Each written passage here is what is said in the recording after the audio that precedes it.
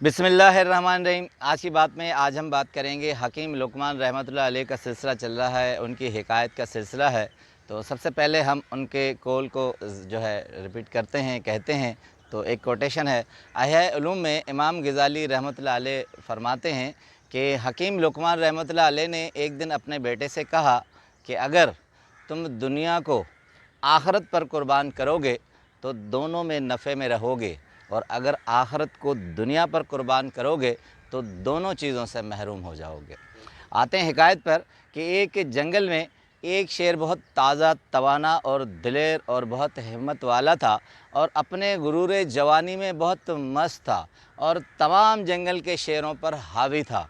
वो जब धाड़ता था तो पूरा जंगल लरज़ जाता था। और लिखते हैं हकीम लुक़मान रहमतुल्लाह अलैह कि जब वो अंगड़ाई लेकर लरसता था तो तमाम जंगल के दरख्त और पत्थर अपनी जगह से मूवमेंट करने लगते थे, यानी इतनी ज़ोर से।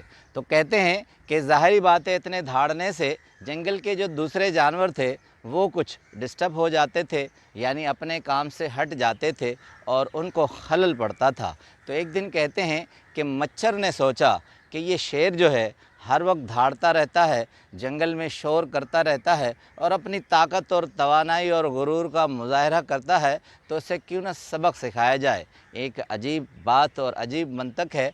तो कहते हैं कि मच्छर एक दिन उस शेर के पास गया, उसे कहा हर वक्त तुम जो धाड़ते रहते हो, हम पर रौब डालते रहते हो और सारे जंगल में अपने शेरों पर भी हावी होते हो, आज मैं तुम्हारी धाड़ निकाल लूँगा। तो कहते हैं शेर बहुत हंसा और उसने कहा कि मच्छर, तुम मेरी अपनी जो है औकात में रहो और तुम मुझे कहते हो कि मैं तुम्हें सबक सिखाऊंगा। उसने कहा मुझे पता था कि तुम मुझसे नहीं लड़ोगे क्योंकि तुम्हारी इतनी हिम्मत नहीं है, तुम बेबसों से लड़ते हो। कहते हैं कि शेर फिर हंसा, उसने कहा कि आदमी अपने बराबर के हम पल्ला से लड़ता है, मैं तुमसे कैसे लड़ सकता हूँ, ये तो मेरी औकात ही नहीं, ये तो तुम्हारी इतनी औकात नहीं कि तुम मेरे सामने आओ। बहरहाल मच्छर ने फिर उसे गुस्सा दिलाया, कहा कि मेरी औकात तो तुमसे लड़ने की है मगर तुम्हारी नहीं, इसलिए तुम बहाने बना रहे हो। बहरहाल शेर ने चैलेंज कबूल कर लिया, कहा कि दुश्मन है तो दुश्मन ही रहे,